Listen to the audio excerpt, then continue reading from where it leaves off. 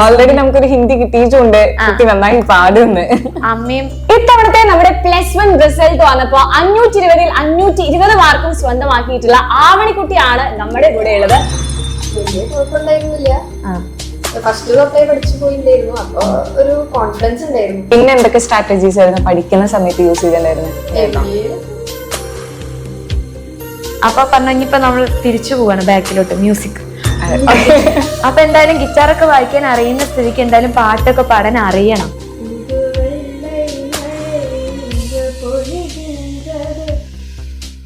ഇത്തവണത്തെ നമ്മുടെ +1 റിസൾട്ട് വന്നപ്പോ 520-ൽ 520 മാർക്കും സ്വന്തമാക്കിയിട്ടുള്ള ആവണിക്കുട്ടിയാണ് നമ്മുടെ കൂടെ ഉള്ളത്.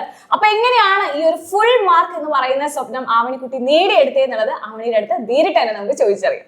യെസ്. അപ്പൊ ഈ ഒരു മാർക്ക് മോൾ എക്സ്പെക്ട് ചെയ്തിട്ടുണ്ടായിരുന്നോ? വലിയ കുഴപ്പമുണ്ടായിരുന്നില്ല. ഫസ്റ്റ് തൊട്ടേ പഠിച്ചു പോയിണ്ടായിരുന്നു, അപ്പൊ ഒരു കോൺഫിഡൻസ് ഉണ്ടായിരുന്നു. അപ്പൊ ഈ റിസൾട്ട് വരുന്ന ആ ഒരു മൊമെന്റ് ഒന്ന് ജസ്റ്റ് എക്സ്പ്ലെയിൻ ചെയ്യോ?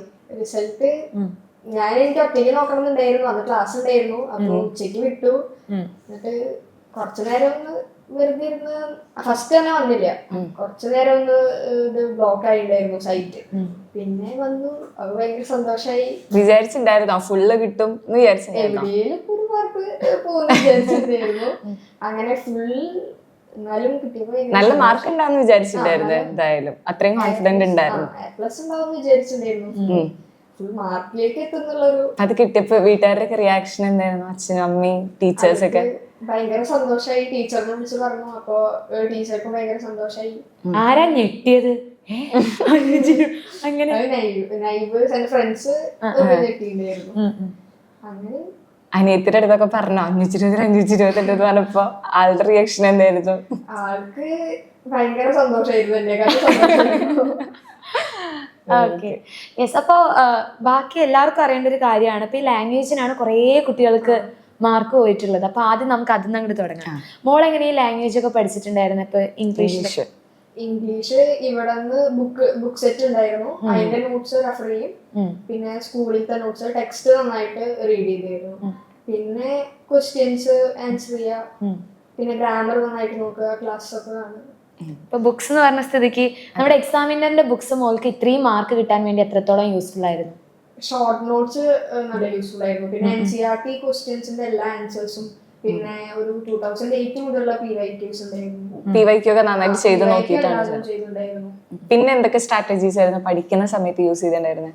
റിവിഷൻ ഡെയിലി പഠിച്ചു പോകുമെന്നാണ് എടുക്കണത്. പിന്നെ ക്ലാസ്സസ് കാണും, അഡ്മിറ്റ് ബാച്ചിന്റെ ക്ലാസ്സസ്. നമ്മുടെ ടൈം ടേബിൾ ഒക്കെ പ്രോപ്പർ ആയിട്ട് ഫോളോ ചെയ്തിരുന്നു? ടൈം ടേബിൾ എല്ലാതും മീൻസ് അതായത് ലൈവാ കൂടുതൽ കണ്ടിരുന്നത് അതോ റെക്കോർഡഡ് ക്ലാസ്സസ് ആയിരുന്നു? ലൈവ് കൂടുതൽ. എങ്ങനെയായിരുന്നു ഇപ്പൊ നമ്മുടെ ബാച്ച് മോള് യൂസ് ചെയ്തിട്ടുണ്ടായിരുന്നത്?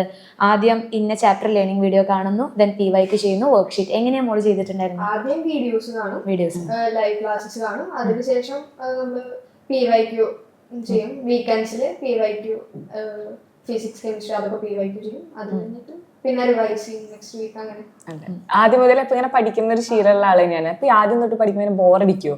ഇടയ്ക്കൊക്കെ നമ്മളിങ്ങനെ ഡിസ്ട്രാക്ട് ആവും. ചില ദിവസങ്ങളൊക്കെ ചീറ്റ് ഡേയ്സ് പോലെയൊക്കെ വരാറുണ്ടോ? അങ്ങനെ കുറവാണ്. നന്നായിട്ട് പഠിക്കുന്ന ജന്മനെ അങ്ങനെയാണ്. പഠിപ്പൊരു ലഹരിയൊക്കെ എടുത്തിട്ടുള്ള ആളാണ്. അപ്പൊ 10th പെട്ടെന്ന് +1 വന്നപ്പോ എന്തായാലും ഒരു മാറ്റം ഫീൽ ചെയ്തിട്ടുണ്ടായിരുന്നില്ലേ? അതെങ്ങനെയായിരുന്നു ഹാൻഡിൽ ചെയ്തേ ആ ഒരു സമയത്ത്? വലിയ മാറ്റം കുറച്ചധികം പഠിക്കാനുണ്ടാവും 10th തന്നെ എല്ലാവരും പറഞ്ഞു തുടങ്ങി. അപ്പൊ +1 ആയപ്പോ അതിന് വേണ്ടിയിട്ട് ഫസ്റ്റ് മുതലേ നോക്കി ഞാനൊരു മുൻകരുതൽ എടുത്തിട്ടുണ്ട് ഇവിടെ എങ്ങനെയൊക്കെയാണെന്നുള്ളത്. ഓക്കെ. അപ്പൊ ഈ ഫസ്റ്റ് നമ്മുടെ ഒരു ഓണം എക്സാം ഉണ്ടായിരുന്നല്ലോ. ഓണം എക്സാം ഉണ്ടായില്ല. അവർക്ക് കുറച്ച് ഇനിയൊരു ഹാഫ് ഇയർലി പോലെ കുറച്ച് കഴിഞ്ഞപ്പോ ഉണ്ടായിരുന്നില്ല. ഫസ്റ്റ് എക്സാം മോൾ അറ്റൻഡ് ചെയ്തിട്ടുണ്ടായിരുന്നല്ലോ. ഒരു ഫസ്റ്റ് എക്സാം ഉണ്ടാവുമല്ലോ എന്തായാലും. അപ്പൊ മോള് ആ എക്സാമിനൊക്കെ നല്ല മാർക്ക് മോൾക്ക് കിട്ടിയിട്ടുണ്ടായിരുന്നോ? അതായത് എല്ലാ എക്സാമിലും ആദ്യം മുതലേ പഠിച്ച കൺസിസ്റ്റൻസി മെയിൻറ്റെയിൻ ചെയ്യുന്ന ആളാണ്. എപ്പോഴും ഇങ്ങനെ പഠിച്ചു പോകുന്ന ആളാണ് അല്ലേ? എത്ര മണിക്കൂർ പഠിക്കും ഒരു ദിവസം? ഒരു ദിവസം ഇങ്ങനെ ക്ലാസ്സിലെ ഡേയ്സ് ഒക്കെ 1 to 2 hours. 1 to 2 hours. അപ്പൊ അല്ലാത്ത ദിവസങ്ങളിലൊക്കെ ഇപ്പൊ സാറ്റർഡേ സൺഡേ ഒക്കെ കിട്ടുന്ന സമയത്ത് എത്രത്തോളം റിവൈസ് ചെയ്യാണ്ടോ ആ ടൈം വെച്ചിട്ട് ടൈം ടേബിൾ അനുസരിച്ചിട്ട്. ഈ പഠിക്കുന്നതിന്റെ ഇടയിൽ ചിലപ്പോ നമുക്കൊരു മടുപ്പൊക്കെ ഫീൽ ചെയ്യില്ല. അപ്പൊ എന്താ ചെയ്യാറ്? അതായത് ഒന്ന് കൂളാവാൻ വേണ്ടിട്ട് ഒന്നില്ലെങ്കിൽ വീട്ടിൽ അമ്മയുടെ ഒക്കെ എടുത്തിരുന്ന് സംസാരിക്കും. പിന്നെ പെറ്റുണ്ട്, അപ്പൊ അതിന് കുറച്ച് നേരം കളിക്കും. എന്താ പെറ്റായിട്ട് പട്ടിക്കുട്ടി പേരെന്താ? സിംബ. സിംബ, നമ്മുടെ ലയൺ കിങ് സിംബ. ഇൻസ്പയർഡ് ആയിട്ടോ. അടിപൊളി. അപ്പൊ പെറ്റിനൊക്കെ അടുപ്പിക്കുക. അപ്പൊ ആ ഒരു സമയമാണ് ബ്രേക്ക് ടൈം അങ്ങനെ യൂസ് ചെയ്യും. നേരത്തെ എണീറ്റ് പഠിക്കുന്ന ആളാണോ അതോ ലേറ്റ് നൈറ്റ് ആണോ? സ്ലീപ്പ് സൈക്കിളൊന്നും ചേഞ്ച് വരുത്താറില്ല. 8 hours കറക്റ്റ് ആയിട്ട് ഉറങ്ങും. ബാക്കി ഈവനിങ് കിട്ടണ ടൈമിൽ. അപ്പൊ കറക്റ്റ് ഒരു ഡേയില് ഒരു പ്രത്യേക റുട്ടീൻ ഉണ്ട് മോൾക്ക്? ഇങ്ങനെ ഇന്ന സമയത്ത് ഇതാക്കുന്നു, ഇന്ന കറക്റ്റ് എണീക്കുക, ഉറങ്ങുക. എനിക്ക് രാവിലെ എപ്പോഴും എഴുന്നേക്കുക? 7. 8 സ്കൂളിൽ പോകും. 5:15 ഒക്കെ ആകുമ്പോഴേക്കും വീട്ടിലെത്തും. അത് കഴിഞ്ഞിട്ട് ഒരു 6 ഒക്കെ ആകുമ്പോഴേക്കും ഫ്രഷ് ഒക്കെ ആയിട്ട് പഠിക്കാനിരിക്കും. പിന്നെ ഒരു 8.5 അന്ന് എത്രത്തോളം എടുത്തു, പിന്നെ എന്തൊക്കെ ചെയ്യാന്നുള്ളതിനനുസരിച്ചിട്ട് കഴിയും. പിന്നെ റെസ്റ്റ് ഉറങ്ങും. ഒരു 10:30 ഒക്കെ ആകുമ്പോഴേക്കും ഉറങ്ങും. കറക്റ്റ് റുട്ടീനുള്ള ആളാണ്. അങ്ങോട്ടോ ഇങ്ങോട്ടോ ഒന്നും ഞാൻ മാറ്റില്ല. ഓക്കെ. അപ്പോൾ മോൾക്ക് ഇത്രയും മാർക്ക് കിട്ടാൻ വേണ്ടിയിട്ട് പാരന്റ്സ് എത്രത്തോളം സപ്പോർട്ട് ചെയ്തിട്ടുണ്ടായിരുന്നു? പാരന്റ്സ് അവരും സപ്പോർട്ടീവ് തന്നെയായിരുന്നു. ഇപ്പൊ നമ്മളിപ്പോ സാധാരണ +1 ഓൺലൈൻ ബാച്ച് എന്ന് പറയുമ്പോൾ എല്ലാവർക്കും ഒരു മടിയാണ് കുട്ടികളെ ചേർക്കാൻ വേണ്ടിയിട്ട്. മോള് അങ്ങനെ ബാച്ചിന്റെ കാര്യം പറഞ്ഞപ്പോ അവരങ്ങനെ പറഞ്ഞിട്ടുണ്ടായിരുന്നു? ഇല്ല, അതായത് ചേരാൻ വേണ്ടി എങ്ങനെയാണോ ചെയ്യണത് അതിനെല്ലാത്തിനും ഒരു സപ്പോർട്ടായിരുന്നു. അപ്പൊ ബാച്ച് വീഡിയോസ് ഞാനെല്ലാം എന്റെ കാര്യങ്ങളെല്ലാം ഞാൻ ഒറ്റയ്ക്ക് തന്നെയാണ് ചെയ്യാറ്. അവരങ്ങനെ ഒന്നിലും ഇടപെടാറില്ല. അങ്ങനെ ഫോഴ്സ് ചെയ്യേണ്ട ആവശ്യമൊന്നുമില്ല. തന്നെ ഇരുന്ന് പഠിക്കുന്ന കുട്ടിയാണ്. അപ്പൊ ആരാണ് ആദ്യം എക്സാമിനർ ഇൻട്രൊഡ്യൂസ് ചെയ്തത്? എങ്ങനെ ഇത് കണ്ടത്? ഞാൻ 10th വീഡിയോസ് കണ്ടിരുന്നു. 10th ബാച്ചിൽ ഉണ്ടായിരുന്നില്ല, യൂട്യൂബ് ലൈവ്സ് കണ്ടിരുന്നു. അങ്ങനെ എനിക്ക് +1 ചേർന്നപ്പോ തോന്നി എന്തായാലും കുറെ ഉണ്ടല്ലോ, അപ്പൊ ചേരാൻ തോന്നി. അങ്ങനെ ചേർന്നു. ആരെ ക്ലാസ് കണ്ടിട്ടാണ് മെയിൻ ആയിട്ട് നമ്മുടെ എക്സാമിന് എടുക്കാൻ? കൊള്ളാം. അലക്സ് സാറിന്റെ ക്ലാസ്, ഫിസിക്സിന്റെ ക്ലാസ് കണ്ടപ്പോ. പിന്നെ ജസീൽ സാർ, പിന്നെ നിങ്ങൾക്ക്. ഓക്കെ. ഇപ്പം ഫിസിക്സിന്റെ ഒക്കെ കേസ് നോക്കുകയാണെങ്കിൽ ഇപ്പൊ അലക്സ് സാറിന്റെ കാര്യം പറഞ്ഞു. അപ്പൊ എന്തായാലും ഇഷ്ടപ്പെട്ട സബ്ജക്ട് ഏതാ? ഫിസിക്സ്. ഓക്കെ. അപ്പൊ അത് അങ്ങനെ ആയതുകൊണ്ട് ചോദിക്കുകയാണ്. അപ്പൊ ഈ ഡെറിവേഷൻ ഒക്കെ ഉണ്ടാവുമല്ലോ. അപ്പൊ ഈ ഡെറിവേഷൻ ഒക്കെ എങ്ങനെ എഴുതി പഠിക്കുമോ?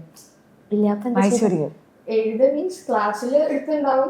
പിന്നെ ഒരു വട്ടം എഴുതി നോക്കും. പിന്നെ കുറച്ചു നാൾ കഴിഞ്ഞ് വീണ്ടും ഒരു വട്ടം എഴുതി നോക്കും. ഞാൻ എഴുതി പഠിക്കാറില്ല, എഴുതി നോക്കും ഇടയ്ക്കിടയ്ക്ക് റിവൈസ് ചെയ്ത് എഴുതിയിട്ടാണ് റിവൈസ് ചെയ്യാറുള്ളത്. ഇപ്പൊ മാത്സ് ആയാലും അങ്ങനെ തന്നെയാണ്. അപ്പൊ NCERT എല്ലാ പ്രോബ്ലംസും സോൾവ് ചെയ്തിരുന്നോ? എല്ലാ പ്രോബ്ലംസും സോൾവ് ചെയ്തു. ഒരു വട്ടെങ്കിലും എല്ലാം സോൾവ് ചെയ്തിട്ടുണ്ട്. അപ്പൊ ഒരു ഫുൾ മാർക്കിലേക്ക് എത്തണം എന്നുണ്ടെങ്കിൽ അത് നിർബന്ധമാണെന്ന് തോന്നുന്നുണ്ടോ? എല്ലാം NCERT A to Z എല്ലാ കാര്യങ്ങളും നമ്മൾ പഠിക്കണം. NCERT ഞാൻ ആദ്യം എല്ലാ ക്വസ്റ്റ്യൻസും ചെയ്തു. പിന്നെ ടഫ് ഉള്ളത് ഒരു ബുക്കിലേക്ക് എഴുതി എടുത്തിട്ട് അത് വീണ്ടും റിവൈസ് ചെയ്തു. ഓക്കെ. അപ്പൊ അതാണ് ഒരു മെയിൻ സ്ട്രാറ്റജി അല്ലെ? റിവൈസ് ചെയ്യുമ്പോൾ എഴുതി പഠിക്കും. NCERT ഫുൾ കംപ്ലീറ്റ് ആണ്. എവിടെന്ന് ചോദിച്ചാലും ഞാൻ എന്തായാലും പറഞ്ഞിരിക്കും. അപ്പൊ ഈ ലാസ്റ്റ് മിനിറ്റിലൊക്കെ പഠിക്കുന്ന കുട്ടികളുണ്ടല്ലോ, അപ്പൊ ചിലരുണ്ടല്ലോ ലാസ്റ്റ് മിനിറ്റ് ഒരു സ്റ്റഡി ലീവിന്, അപ്പൊ അവരിതുപോലെ NCERT ആ ഒരു മൊമെന്റ് പഠിച്ചു കഴിഞ്ഞാൽ അവർക്ക് കിട്ടുമോ? ഈ ഒരു സ്കോറിലേക്ക് എത്താൻ പറ്റുന്നുണ്ടാവും? പറ്റുന്നവരുണ്ടായിരിക്കാം. പക്ഷെ NCERT ക്വസ്റ്റ്യൻസ് ടഫ് ആയതുകൊണ്ട് തന്നെ ഒരു വട്ടം ചെയ്തതുകൊണ്ട് ചിലപ്പോൾ കിട്ടണമെന്നില്ല. വീണ്ടും നമ്മൾ ഒന്ന് റിവൈസ് ചെയ്യേണ്ടി വരും. അതെ. അപ്പൊ അത് കുറച്ചുകൂടി സ്ട്രെസ്ഫുൾ ആയിരിക്കുമല്ലേ ലാസ്റ്റിലേക്ക് വെച്ച് കഴിഞ്ഞാൽ? മോൾക്ക് ഒരു കൂളായിരുന്നു. എക്സാം ടൈമിലും ഇങ്ങനെ തന്നെയായിരുന്നു? ഇതേ റുട്ടീൻ തന്നെയായിരുന്നോ? ഉറക്കൊന്നും അങ്ങനെ കുറെ ഒന്നും കളഞ്ഞിട്ടില്ല? പഠിക്കുന്ന അവേഴ്സ് കൂട്ടും, കറക്റ്റ് ടൈമിൽ 8 മണിക്കൂർ ഉറങ്ങും എന്തായാലും. ആദ്യം മുതലേ പഠിച്ചിരുന്ന അവസാനം എല്ലാം കൂടി വരേണ്ട ആവശ്യമില്ലല്ലോ. മെല്ലെ മെല്ലെ മെല്ലെ പഠിച്ചു പോയി. ഓക്കെ. നമ്മുടെ ബാച്ചിൽ ഏറ്റവും ഇഷ്ടമുള്ള ഫീച്ചർ ഏതാണ്? PYQs നല്ലതായിരുന്നു. പിന്നെ മാത്സിൽ NCERT അതൊക്കെ നല്ലതാണ്. പിന്നെ വർക്ക്ഷീറ്റ് നല്ലതാണ് ചെയ്ത് പഠിക്കാൻ വേണ്ടി. മാക്സിമം ക്വസ്റ്റ്യൻസ് കിട്ടാൻ വേണ്ടിയിട്ട് വർക്ക്ഷീറ്റ് മോൾക്ക് യൂസ്ഫുൾ ആയിരുന്നു. ഓക്കെ. ഇനി മോൾക്ക് ഇപ്പൊ ഫ്രീ ടൈമിൽ കുറെ ഹോബീസും കാര്യങ്ങളൊക്കെ ഉണ്ടാവുമല്ലോ. അപ്പൊ എന്താണ് ഈ മെയിൻ ആയിട്ടുള്ള ഹോബീസ്? ഗിറ്റാർ വായിക്കും.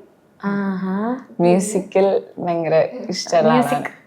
പിന്നെ ഫ്രണ്ട്സിനായിട്ട് ടൈം സ്പെൻഡ് ചെയ്യും. നൈബേഴ്സ് കുറച്ച് ഫ്രണ്ട്സ് ഉണ്ട്, അവരുമായിട്ട് ടൈം സ്പെൻഡ് ചെയ്യും. പിന്നെ ഇടയ്ക്ക് ഡ്രോയിങ് ചെയ്യും. ഈ ഫോണൊന്നും അങ്ങനെ അധികം യൂസ് ചെയ്യാറില്ല. പിന്നെ ഇൻസ്റ്റാഗ്രാം അങ്ങനെയൊക്കെ യൂസ് ചെയ്യാറുണ്ട്. ബട്ട് എല്ലാത്തിനും ലിമിറ്റ് ഉണ്ട്. അപ്പൊ നമ്മള് ലൈവ് ക്ലാസ് ഇപ്പൊ മോള് നമ്മുടെ ആപ്പില് വീഡിയോസും കാര്യങ്ങളൊക്കെ കാണുകയാണെങ്കിലൊക്കെ ഡിസ്ട്രാക്ഷൻ വരുമല്ലോ ഇടയ്ക്ക് വരുന്നു. എന്തിലാ കാണുന്നത്? ഫോണിലാണോ അതോ ടാബാണോ? ഫോണിൽ തന്നെയാണ് കാണുക. ഓക്കെ. എന്നാലും അതിനെ കൺട്രോൾ ചെയ്യും ഡിസ്ട്രാക്ഷനെ. അത് കൺട്രോൾ ചെയ്യാൻ വേണ്ടിയിട്ട് എന്തെങ്കിലും അവരുടെ പറയാനുണ്ട്. അപ്പൊ കുറെ കുട്ടികളുടെ മെയിൻ കംപ്ലൈന്റ് ആണ് ഇപ്പൊ നോട്ടിഫിക്കേഷൻസ് എന്തെങ്കിലും വരിക, ഇപ്പൊ ഒന്ന് അങ്ങോട്ട് പോവാ, എല്ലാം ഓഫ് ചെയ്തിട്ടിരിക്കും. ഓക്കെ. അപ്പൊ പറഞ്ഞു ഇനിയിപ്പോ നമ്മൾ തിരിച്ചു പോവാണ് ബാക്കിലോട്ട്, മ്യൂസിക്. അപ്പൊ എന്തായാലും ഗിറ്റാറൊക്കെ വായിക്കാൻ അറിയുന്ന സ്ഥിതിക്ക് എന്തായാലും പാട്ടൊക്കെ പാടാൻ അറിയണം, എന്നാലും എല്ലാവരും താളം ഈണൊക്കെ വരുമല്ലോ. ഓൾറെഡി നമുക്കൊരു ഹിന്ദി കിട്ടിയിട്ടുണ്ട്, കുട്ടി നന്നായി പാടുന്ന്.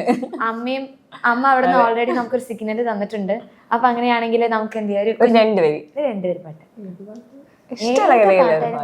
നമുക്കുണ്ടാവല്ലേ, ഈ പാട്ട് പാടിയ കൊള്ളാം.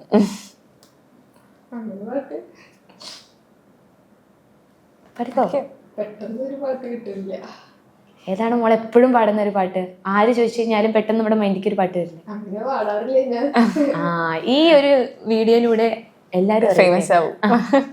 புதுவெள்ளை மழை இங்கு பொழிகின்றது, இந்த கொள்ளை நிலா உடல் நனைகின்றது, இங்கு சொல்லாத இடம் கூட குலைகின்றது, மனம் சூடான இதம் தேடி அலைகின்றது, புதுவெள்ளை மழை இங்கு பொழிகின்றது, இந்த கொள்ளை நிலா உடல் அணைகின்றது, இங்கு சொல்லாத இடம் கூட குளிர்கின்றது, மனம் சூடான இடம் தேடி அலைகின்றது, நதியே நீயானால் கரை நானே,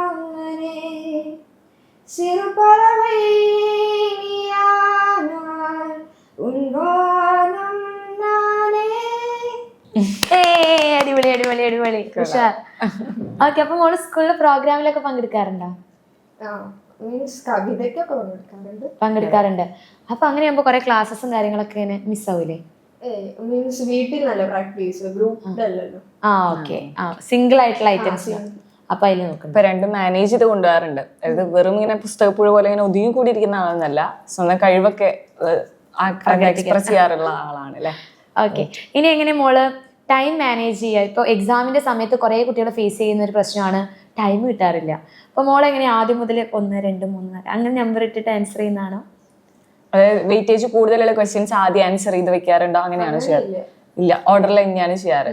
അപ്പോൾ നമ്മളിപ്പോൾ മാത്സ് ഒക്കെ ചെയ്യുന്ന സമയത്ത് ടൈം കിട്ടാറുണ്ട്. അപ്പൊ ചിലവർക്കൊക്കെ ഇങ്ങനെ സ്റ്റക്ക് ആയി പോലും, ഇപ്പൊ ഒരു ക്വസ്റ്റ്യൻ ഇങ്ങനെ സ്റ്റക്ക് ആയി നിൽക്കുക, അപ്പോഴൊക്കെ എന്താ ചെയ്യാറ്?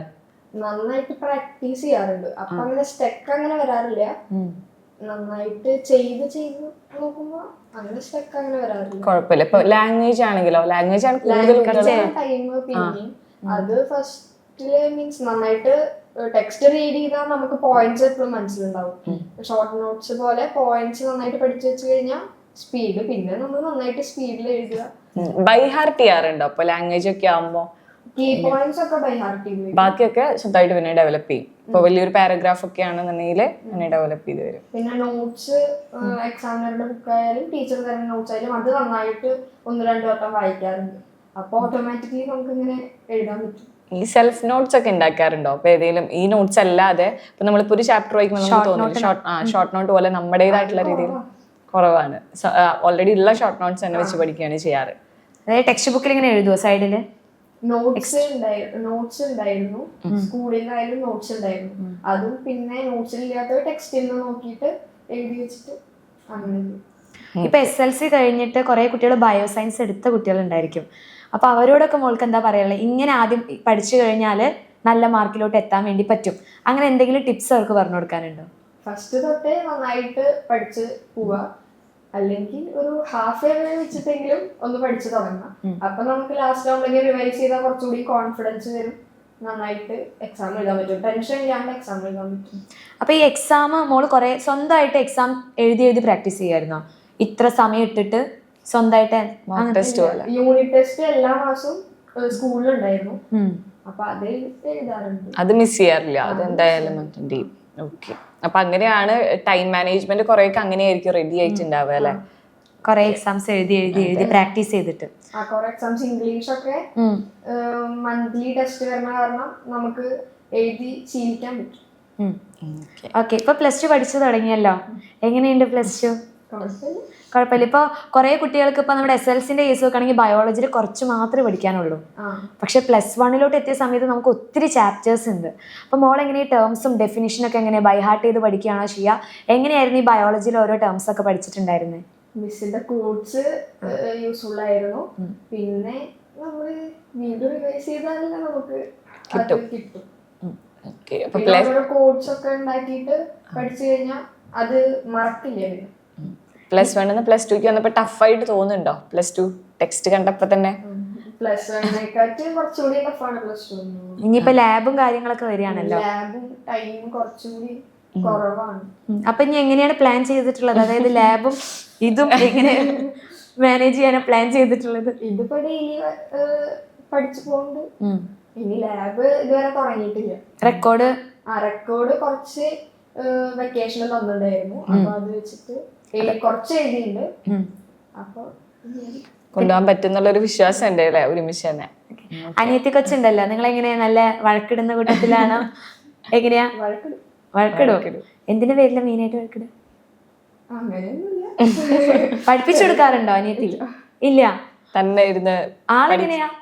പഠിക്കും. ചേച്ചിനെ പോലെ തന്നെ ബുദ്ധിയാ? അമ്മ പഠിപ്പിച്ചെടുക്കും. ഓക്കെ, ഇനി നെക്സ്റ്റ് എന്താണ് എല്ലാരും ചോദിക്കുന്ന പോലെ ഇനി പ്ലസ് 2 ഇപ്പൊ പഠിച്ച് കഴിയാൻ പോവാണല്ലോ. പ്ലസ് 2 കഴിയും.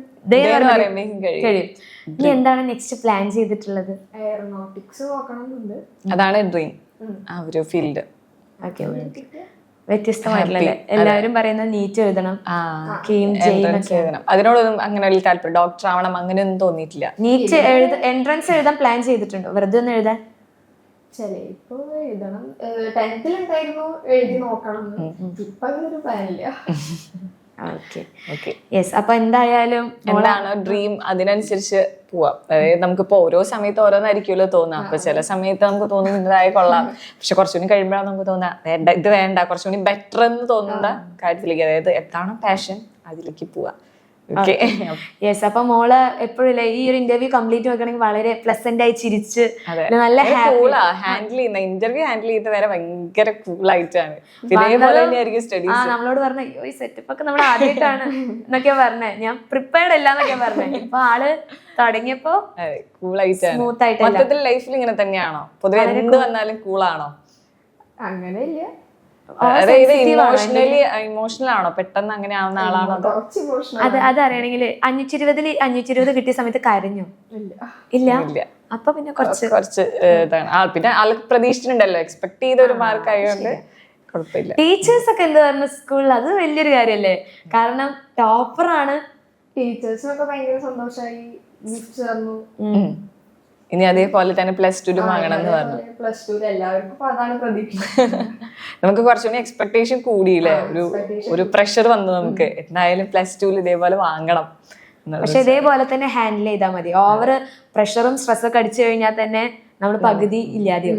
അപ്പൊ അതുകൊണ്ട് നല്ല ഹാപ്പി ആയിട്ട് തന്നെ എല്ലാം നേരിടാം. ആദ്യം മുതലേ പഠിച്ചു തുടങ്ങി. ഇപ്പോൾ അതേ ട്രാക്ക് അങ്ങോട്ട് ഫോളോ ചെയ്യുകയാണെങ്കിൽ പ്ലസ് 2 കയ്യിൽ തന്നെ ഉണ്ടാവും. അപ്പൊ നമ്മുടെ ഉയരെ ബാച്ചും നമ്മുടെ കൂടെ പഠിക്കുന്നുണ്ട്. ഫ്രീ ആയിട്ട് അതായത് നമ്മൾ ഫുൾ മാർക്ക് കിട്ടിക്കഴിഞ്ഞാൽ നമ്മുടെ ഉയരെ ബാച്ച് ഇപ്പൊ ഫ്രീ ആയിട്ട് നമ്മുടെ ആവണിക്കുടിക്ക് കിട്ടിയിട്ടുണ്ട്. അപ്പൊ എന്തായാലും മോള് എല്ലാ കാര്യങ്ങളും കൃത്യമായിട്ടാണ് ഹാൻഡിൽ ചെയ്യുന്നത്. അങ്ങനെ പാരന്റ്സ് ഇങ്ങനെ പഠിക്കുന്നു പറയാനുള്ള ഒരു സിറ്റുവേഷൻ വരുത്തുന്നില്ല. എല്ലാ കാര്യങ്ങളും സ്വന്തമായിട്ട് ഹാൻഡിൽ ചെയ്യുന്നുണ്ട്. അപ്പൊ ഇതേപോലെ തന്നെ നമ്മുടെ ഉയരെ ബാച്ച് പോലെ ഉയരങ്ങളിലോട്ട് എത്തും മോള്. ഓക്കെ, അപ്പൊ നന്നായിട്ട് പഠിക്കാം. അപ്പൊ ഒന്നും കൂടി all the best. Thank you. All the best.